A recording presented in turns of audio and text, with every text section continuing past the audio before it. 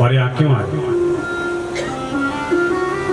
ऐसा करो, यहाँ से चले जाओ। तुम हमारे पति के स्वभाव को नहीं जानते हो, और यदि हमारे पति की नींद खुल गई तो वो तुम्हें मार।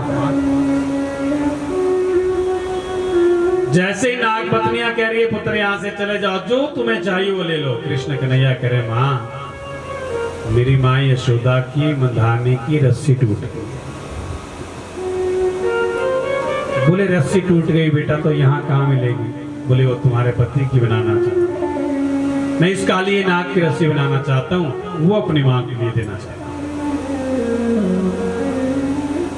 नाग पत्नियां कह रही पुत्र यहाँ से चले जाओ, हमारे पति के स्वभाव को तुम नहीं जानते, और कहीं गलती से अगर ये उठ गए ना ये तुम्हें मार देगा, और इतना सुंदर सा बालक है, जो तुझे चाहिए ले।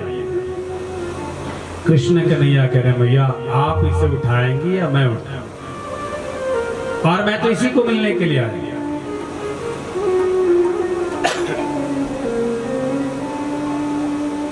नाग पत्नियां बार बार विलाप कर रही है, कह रही बेटा चले जाओ। बोले ना। अब जैसे ही वो तो नहीं उठा पाई, कृष्ण कन्हैया गए काली नाग को उठाने लगे, और जैसे ही कालिया नाग उठा, और कृष्ण कन्हैया के सिर पर क्या है?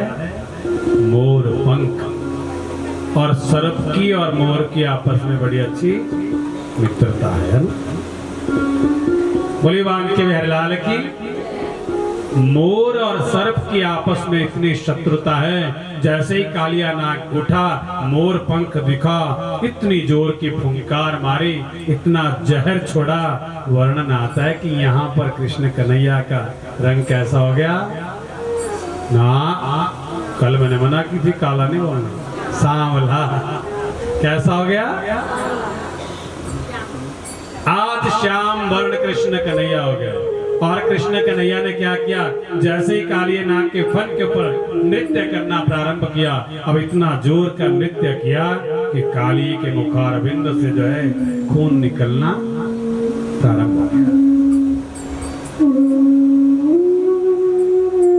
अब जब खून निकलना प्रारंभ हुआ और पूरी यमुना जी के जल के ऊपर चला गया, यहाँ सारे ब्रजवासी एकत्रित हो गए, ग्वाल बाल विलाप कर रहे हैं। मैया यशोदा यमुना तट पर आकर के पहुंच गई है, सभी रो रहे हैं। मैया मूर्छित पड़ी है, और एक 80 वर्षीय मैया जिसे पता चला कि कृष्ण कन्हैया ने यमुना जी में छलांग लगा रही, ये मैया भागती आई और इसने भी पीछे से छलांग लगा।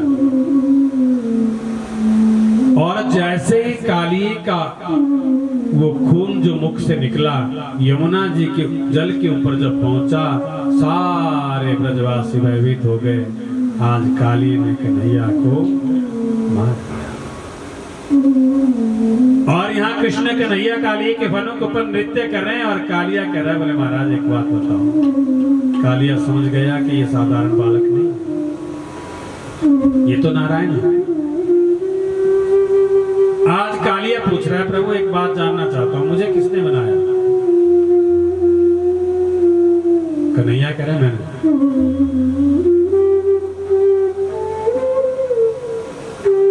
कालिया नाग कह रहा है कि ये बताओ कि मेरे अंदर ये जहर किसने बनाया? बोले ये भी मैंने ही बनाया। कालिया पूछ रहा है मेरे ऐसे क्रूर स्वभाव को किसने बनाया? बोली वो मैंने। कालिया कह रहा बोले महाराज जब बनाया ही आपने, मुझे क्यों मारना चाहते? कृष्ण कन्हैया कह रहे देख कालिया मैं तुझे मारना नहीं चाहता, लेकिन मैं चाहता हूं तू यमुना जी को छोड़ करके यहाँ से चला जा और अपने परिवार को रमणीक द्वीप पर ले जाओ और वहीं पर तुम रहना प्रारंभ करो। कालिया कह रहा बोले महाराज यमुना जी से अगर बाहर जाओ ना तो आपका गरुड़ मुझे जीवित नहीं छोड़ेगा। कृष्ण कन्हैया कह रहे हैं देखो तुम्हारे मस्तक के ऊपर मेरे पद चिन्ह छप चुके हैं, और मेरे पद चिन्हों को देख करके मेरा गरुड़ अब तुम्हें कुछ नहीं करेगा।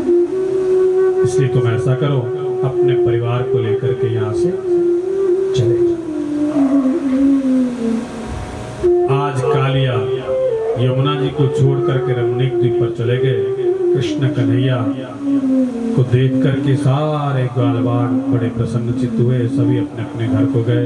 यमुना जी का जल आज बिल्कुल निर्मल और स्वच्छ हो गया और ब्रजमंडल की छोटी छोटी गोपियां जिनकी अवस्था है 3 साल 4 साल 5 साल, आज से इन्होंने एक प्रतिज्ञा कर ली, प्रातः काल वेला में 4 बजे से जो है यमुना जी में स्नान करेगी और यमुना जी में स्नान करने के पश्चात माँ कात्यायनी का पूजन करने के लिए जाएगी। ये कृष्ण कन्हैया को पति रूप में प्राप्त करना चाहिए। अब नित्य प्रति गोपियां नन्ही नन्ही गोपियां हैं और यमुना मैया में स्नान करने के लिए आती है। स्नान करने के पश्चात माता कात्यायनी का पूजन करने के लिए जाती है और कृष्ण कन्हैया ने 1 बार का 2 बार का बोले नग्न अवस्था में स्नान नहीं करना चाहिए। लेकिन गोपियां जब नग्न अवस्था में स्नान करती रही, एक दिन कृष्ण कन्हैया ने क्या किया, प्रातः काल बेला में गोपियां नग्न अवस्था में यमुना जी में स्नान कर रही थी। कन्हैया ने सबके वस्त्रों को उठाया और कदम्ब के वृक्ष के ऊपर चढ़ गए।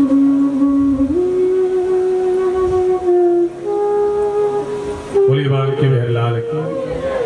अब कदम्ब के वृक्ष के ऊपर चढ़ गए। जैसे ही गोपियां स्नान करके जब बाहर आने के लिए तैयार हुई, बाहर क्या देखा, वस्त्र तो है ही नहीं। बोली बांके बिहारीलाल की। गोपियां एकदम से समझ गई, कह रही कन्हैया हमें पता चल गया है तुम ही यहीं पर हो और हमारे वस्त्रों को तुमने ही चुराया, इसलिए ऐसा करो हमारे वस्त्रों को वापस दे दो। कृष्ण कन्हैया कह रहे मैंने तुम्हारे वस्त्रों को नहीं लिया है। बोलिए बांके बिहारीलाल की। मैंने तुम्हारे वस्त्रों को नहीं लिया है। अब जब गोपियां और कृष्ण कन्हैया में दोनों में वाक युद्ध हो रहा है, कन्हैया कह रहे नहीं लिए, गोपियां कह रही है तू ही हमारे वस्त्रों को लेकर के गए हो और कदम्ब के वृक्ष के ऊपर लटकाए हैं। गोपियां कह रही कन्हैया ये जो लाल पीले दिखाई दे रहे हैं ना, ये हमारे वस्त्र ही लटके हैं। कृष्ण कन्हैया कह रहे हैं तुम्हारे वस्त्र नहीं, कदम्ब पे लगे हुए ये फूल है। अब जब गोपियां कह रही है कन्हैया हमें पता है तूने हमारे वस्त्रों को चुराया, कृष्ण कन्हैया कह रहे जब तुम्हें पता है तो बाहर निकलो जिस अवस्था में तुम हो और अपने वस्त्रों को लेकर के चले जाओ। आज जीव और परमात्मा का मिलन हो रहा है। कृष्ण कन्हैया जैसे ही गोपियां जो है अपने वस्त्रों को लेने के लिए बाहर आई और गंगा के पावन तट पर सुखदेव महाराज जी कह रहे राजन कृष्ण कन्हैया और ये गोपियां आज अर्थात ईश्वर जीव के अविद्या रूपी जो वस्त्र है उनका हरण कर रहे हैं। जैसे ही गोपियां बाहर निकली, कृष्ण कन्हैया कह रहे हैं आज के बाद कभी भी नग्न अवस्था में स्नान मत करना, क्योंकि इतना तुम पुण्य नहीं कर रही हो जितना कि तुम नारायण का अपमान करके जो है वो पाप कर रही हो। कृष्ण कन्हैया कह रहे हैं शरद पूर्णिमा की रात्रि जब मैं किशोरी राधिका के संग वृंदावन में रास करूंगा तब तुम अवश्य आना। और कृष्ण कन्हैया और गोपियां कात्यायनी माता का पूजन करने के लिए जाती है। कृष्ण कन्हैया अपने घर में जाकर के पहुंचे और महलों में जाकर के क्या देखा कि आज अनेक प्रकार के व्यंजन बन रहे हैं। कृष्ण कन्हैया कह रहे हैं कि मैया ये बना ही रही है कि कुछ खिलाएगी नहीं। मैया ने रोक लिया, बोला रोको रोको अभी नहीं, इंद्र महाराज जी की पूजा के लिए व्यंजन बन रहे हैं और जब पूजा होगी पूजा के बाद जो है तुम्हें खाने के लिए दिए जाएंगे। कृष्ण कन्हैया भागते हुए गए और नंद बाबा से कह रहे बोले बाबा मैया इतने व्यंजन बना रही है क्या फायदा, खाने को देती नहीं।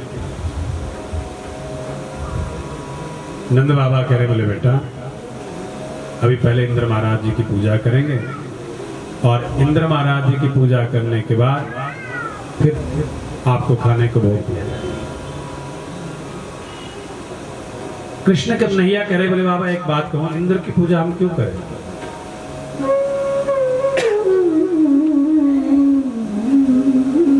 नंद बाबा कह रहे कन्हैया इंद्र की पूजा अगर हम करेंगे तभी तो बारिश होगी, बारिश होगी तभी तो घास उत्पन्न होगा, तभी तो फसल होगी, तभी तो हम कुछ खाएंगे, गायों को घास मिलेगा।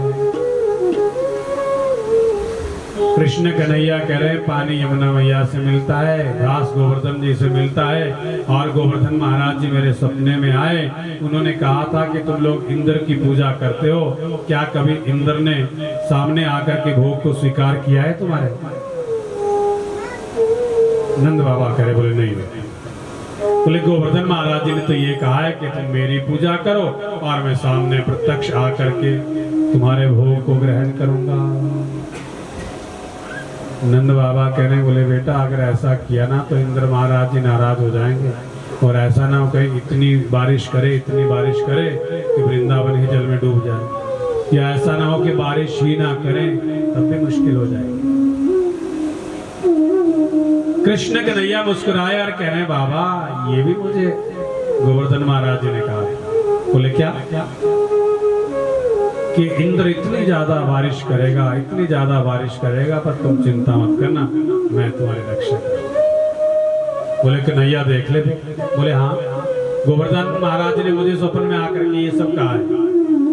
और अब जो है इंद्र महाराज जी की पूजा त्याग करके सब कहाँ चले?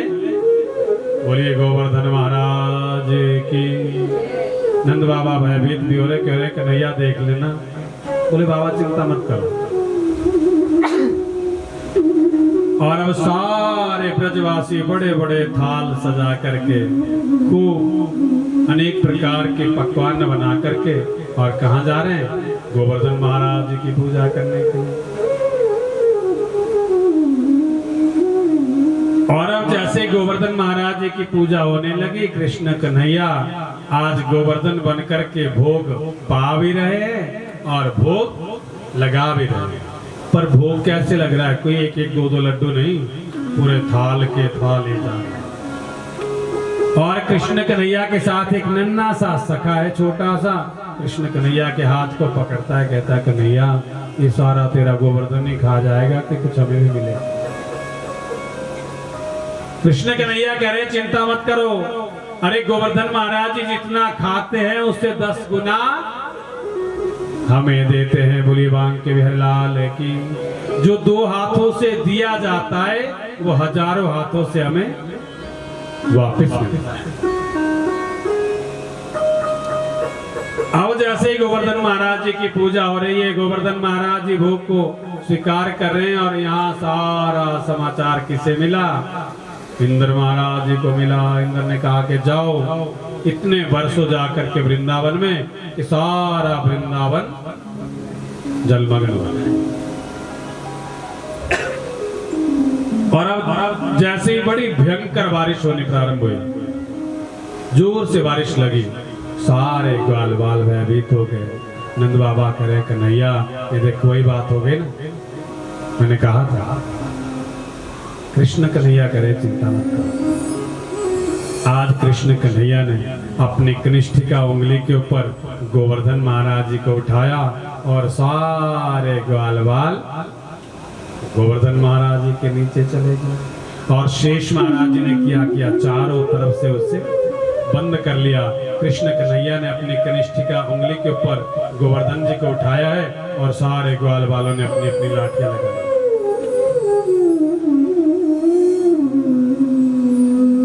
भगवान का सुदर्शन चक्र जो बारिश हो रही है सारे जल को एक जगह पर एकत्रित कर रहे हैं। और अगस्त्य महाराज जी अपने हाथों को ऐसे किए हैं, उस सुदर्शन चक्र से सारा जल अगस्त्य महाराज जी के हाथ में गिर रहा है और अगस्त्य महाराज जी उसका पान कर रहे हैं। देखो ये रामावतार की बात है। जब माता जानकी के मन में इच्छा हुई थी कि मैं ऐसे ब्राह्मण को भोजन करवाऊं जो खूब डट के भोजन करे। बोले आजकल तो ब्राह्मण 2-3 फुलके खाते हैं, बोलते हमारा बस अब नहीं, उसमें घी नहीं लगा होना चाहिए, नहीं तो तब बीपी हाई लो हो जाता है। बोले सूखा ही फुलका खाना मारा। माता सीता कह रही मुझे ऐसा ब्राह्मण चाहिए जो खूब डट के खाए। प्रभु श्री रामचंद्र जी ने कह दिया कोई बात नहीं।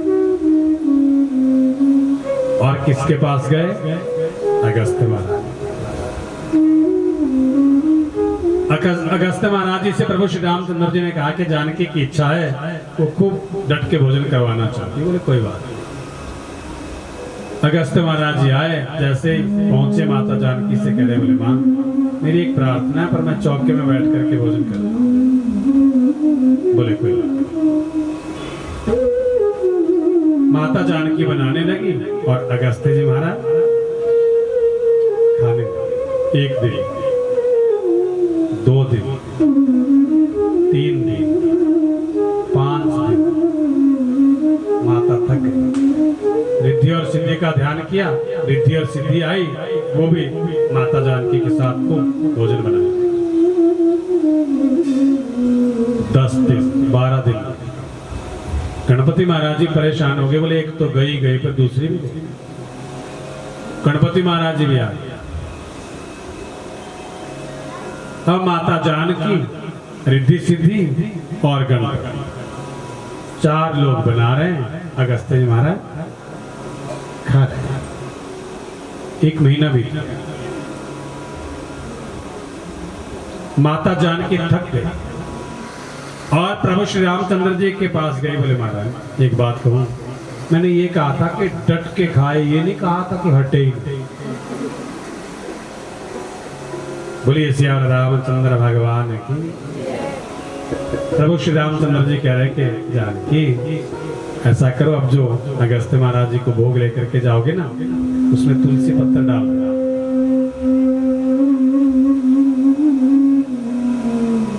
अब जैसे ही माता जानकी भोग लेकर के गई, तुलसी पत्तर लिया, भोग में डाला और वो भोग अगस्त्य महाराज जी को दिया। प्रभु श्री रामचंद्र जी ने आंखों में इशारा किया। बोले जानकी थक गई।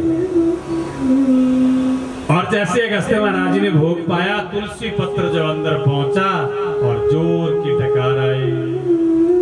अगस्त्य महाराज जी कह रहे, बोले मैया, कोई मैया पूछ रही थी अगस्त्य महाराज जी से। बोले महाराज जब आधा भोजन हो जाए तब पानी पी लेना चाहिए।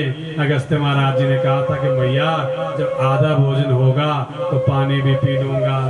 मैया ने सोचा था अरे दैया अभी तो आधा भी नहीं हुआ, अभी कितना और खाएगा। लेकिन जैसे ही तुलसी पत्र जब अंदर गया, जोर की डकार आई और अगस्त्य महाराज जी कह रहे, मैया अब लगता है आधा भोजन हो गया, पानी पीना चाहता हूँ। बोले जो महीने से खा रहा है वो पानी कितना पिए। बोले महाराज ऐसा करो, अब इस बारी तो खाने का प्रोग्राम रहा, अगली बारी पानी पीने का।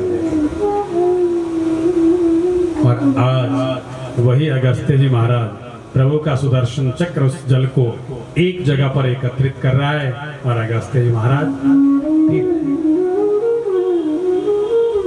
और यहाँ कृष्ण कन्हैया ने अपनी कृष्ण का उंगली के ऊपर गोवर्धन महाराज जी को उठाया है। ग्वाल बार कह रहे 1 2 3 कितने दिन बीत गए। कन्हैया तू थक भी गया, ऐसा कर हमने अपनी अपनी लाठियां लगा रखी है, तू थोड़ी देर विश्राम कर। कृष्ण कन्हैया कह रहे हैं कि देखो ये तुम्हारी लाठियों से टिकने वाला नहीं। ग्वालवाल कह रहे हैं कि हमारी लाठियों से टिकने वाला नहीं, तेरी उंगली पे टिका हुआ है। बोले कृष्ण कन्हैया कह रहे हैं मैं भगवान हूं और मैं भगवान हूं तभी ये मेरी उंगली के ऊपर टिका हुआ है। छोटा सा वही ग्वाल कहता है कि बड़ा आया तू भगवान। ऐसा कौन सा तूने काम किया जो तू भगवान है। बोले मैंने अगासुर को मारा, मैंने बकासुर को मारा, मैंने अरिष्टासुर को मारा, मैंने व्योमासुर को मारा, मैंने पूतना को मारा। ग्वालवाल कह रहे हैं बड़ा आया तो पूतना को मारने वाला। उस पूतना पे मरी मराई पे तो 8-10 लाठियां हमने भी तो मारी थी, तू अपने को कहता है भगवान। कृष्ण कन्हैया समझ गया ये समझने वाले नहीं है। और कृष्ण कन्हैया करें ये बात तो सही है, मैं तो तुम लोगों के साथ हास्य कर रहा था, मैं तो बहुत थक चुका हूँ। ऐसा करो तुम अपनी लाठियां लगाओ, मैं थोड़ा सा विश्राम कर लूं। और जैसे ही कृष्ण कन्हैया ने अपनी उंगली को थोड़ा सा नीचे किया और सारे ग्वालवाल की जो लाठियां थी वो चट चट करके जब टूटने लगी और ग्वालवाल करे कन्हैया बोले रुको, इसे पकड़ करके रखो, ये ऊपर आ जाएगा। कन्हैया मुस्कुराया कह रहे कि क्यों, तुम लोग कहते हैं कि हमारी लाठियों से टिका है। बोले ना ना ना तू पकड़ करके रख। अब ये ग्वालवाल कह रहे कि नहीं एक बात बता, तेरे अंदर इतनी शक्ति कहां से आई? अब जैसे ही ग्वाल बाल पूछ रहे हैं कृष्ण कन्हैया ने अपने कहा कि मैं भगवान। कृष्ण कन्हैया कह रहे हैं कछु माखन को बल बड़े हो, कछु गोपन करे सहा। अरे ये जो गोपियों का माखन खाए चोर चोर, उसी से ही तो ये सारे शक्ति, ये सारा बल मेरे अंदर आया हुआ है। और कुछ जो आपने लाठियां लगा रखी है, इससे मुझे बड़ा बल मिला हुआ है। अगर अकेले ही उठाना होता तो बड़ा मुश्किल हो जाता। और कृष्ण कन्हैया कह रहे हैं कि श्री राधा जोशी कृपा सो मैंने गोवर्धन लियो उठा। और सारी कृपा उस राधिका रानी की है, उसकी कृपा से उठा रखा है। ग्वाल बाल इतने भोले हैं, मान गए सच में ही माखन से जो है कृष्ण कन्हैया के अंदर बल बढ़ा है। 7 दिन बीत गए। अब इंद्र महाराज ने क्या किया कि अपने सैनिकों को भेजा, जाओ देखो वृंदावन जलमग्न हुआ कि नहीं, डूबा कि नहीं। और जब आए क्या देखा, वृंदावन में तो वही धूल उड़ रही है। बोलिए बांके बिहारी लाल की। एक व्यक्ति चला गया ना वृंदावन और खूब सूट बूट पहन के गया, कपड़ों में लग गई धूल और वो लगा वहां पे। धूल को खूब झाड़ने, सारे कपड़े गंदे हो गए। एक संत कहते बोले बेटा अगर यहाँ की धूल नहीं ली तो आए ही क्यों हो। अब वृंदावन में धूल ही उड़ रही है। जब इंद्र महाराज जी को पता चला, भागते हुए आए, पता लगा कि ये कोई साधारण जीव नहीं तो स्वयं नारायण है। आकर के चरणों में गिर गए, क्षमा याचना मांग रहे हैं। और कृष्ण कन्हैया कह रहे हैं देखो इंद्र, वैसे ही जो तुमने काम किया है ना वो ठीक तो नहीं है, लेकिन एक बात की मुझे खुशी है कि हम 7 दिन सारे एक ही जगह पर एकत्रित रहे, इसलिए जाओ मैं तुम्हें क्षमा चाहूं। बोलिए बांके बिहारी लाल की। और 7 श्लोकों में इंद्र ने जो है नारायण की स्तुति की और 7 श्लोकों में इंद्र की स्तुति के द्वारा जो है नारायण बड़े प्रसन्न हुए। बोलिए बांके बिहारी लाल की। मुझे आज लग रहा है कि आज 4 जल्दी बज गए, लेकिन बजे तो बजने तो हमारा क्या ना, हमने कौन सा कोई दूर जाना। बोलिए बांके बिहारी लाल की। और रास पंचाध्यायी जो भागवत जी का हृदय और गंगा जी के पावन तट पर सुखदेव महाराज जी कह रहे राजन, भागवत जी के 10वें स्कंद की कथा को जब भी श्रवण करना हो तो बड़े विवेक से श्रवण करना चाहिए। और सुखदेव महाराज जी कह रहे विशेषकर कलयुग में लोग क्या कहेंगे कि अरे क्या कृष्ण लोगों की औरतों के साथ नाचता रहा ना। सुखदेव महाराज जी कह रहे हैं कलयुग में लंपट पुरुष जो है इसका विपरीत अर्थ निकालेंगे, इसलिए भागवत जी के 10वें स्कंद को जब भी श्रवण करो तो बड़े विवेक से श्रवण करना चाहिए। सुखदेव महाराज जी कह रहे राजन पहली बात तो ये मैं तुम्हें ये समझा दूं कि गोपी कौन है। गोपी कोई नारी नहीं है। गोभी इंद्रिये कृष्ण रसम पिबती इति गोपी। गोपी नारी भी हो सकती है और गोपी पुरुष भी हो सकता है। जो अपनी इंद्रियों के द्वारा कृष्ण रस का पान करे वास्तविकता में उसे गोपी कहा जाता है। हम एक बार पहाड़ में ऊपर कथा में चले गए और वहां एक व्यक्ति कथा श्रवण करने के लिए आते थे। और वो कथा सुनने के लिए कैसे आते थे, खूब लंबा सा वो घाघरा सा पहन करके बड़ा सुंदर सा और बिल्कुल टाइट पजामी डाली हुई, पाँव में घुंघरू बंधे हुए और बड़ा सुंदर उन्होंने श्रृंगार किया हुआ। और जैसे थोड़ी सी धुन लगे वो नाचना प्रारंभ कर देते। 1 दिन 2 दिन और ऐसी विचित्र सी कुछ बात हो तो सभी देखना प्रारंभ करते कौन है। अब कुछ लोग तो डिसाइड भी कर देते हैं कि पागल ही होगा, तो है ना कि भारतवर्ष की ऐसी भी एक परंपरा रही, जब इस धरा पर जितने भी जब भगत रहे तो लोगों ने उनकी वैल्यू नहीं समझी, लेकिन उनकी वैल्यू का पता लगा। मीरा को लोगों ने ये कहा कि पागल है, क्या करती रहती, मेरे तो गिरधर गोपाल दूसरों ना कोई, है ना। लेकिन आज उसी मीरा के चरित्र के ऊपर लोग पीएचडी करते हैं।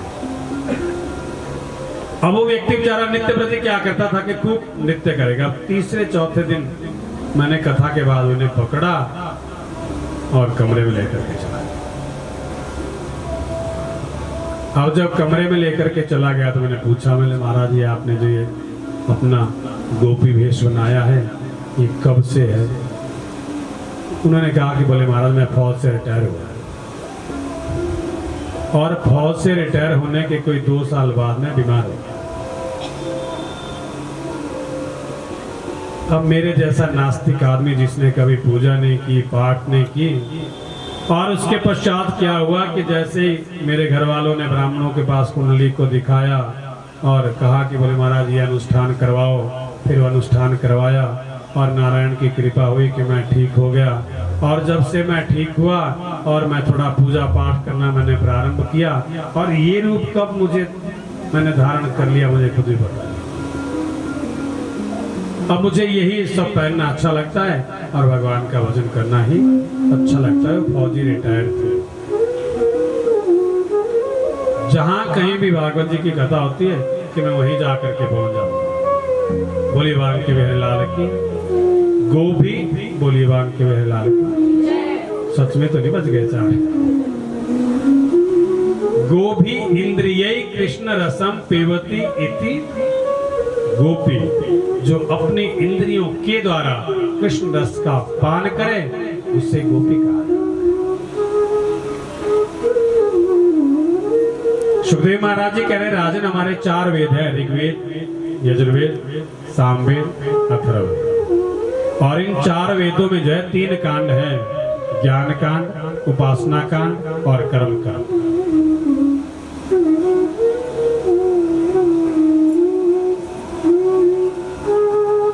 और हमारे 80,000 मंत्र हैं कर्म कांड, 16,000 मंत्र हैं उपासना कांड का। उपासना उप मैंने समीप, वास मैंने रहना, किसके? उस प्रभु के समीप रहने को जो है उपवासना का, उपवास का। और ये सारे हमारे जो मंत्र हैं ये क्या है? यही गोपी रूप है। कोई स्तुति रूपा, कोई मुनि रूपा, कोई साधना सिद्धा, कोई स्वयं सिद्धा, कोई दैत्य कन्या, कोई मत्स्य कन्या, अलग अलग भिन्न भिन्न जो है इन्होंने रूप धारण किए। बोले बांग के बिहारी लाल की।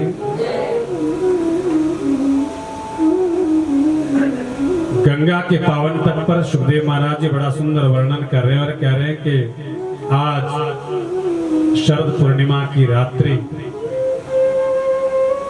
और शरद पूर्णिमा की रात्रि को जैसे ही कृष्ण कन्हैया ने अपनी बांसुरी बजाई, 84 कोस के ब्रजमंडल में वो कृष्ण कन्हैया की बांसुरी सुनाई दे रही है। और आज प्रत्येक गोपी को ऐसा लग रहा है मानो कन्हैया मेरा नाम है, मानो कन्हैया मुझे। और जैसे ही वो बांसुरी की धुन जब गोपी के कान में गई, जो काम कर रही है उसे वहीं पर छोड़ करके आप भागते।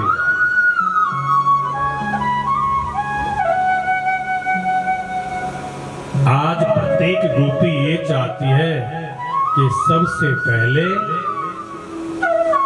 मैं पहुंचूं, मैं कृष्ण कन्हैया का दर्शन करूं।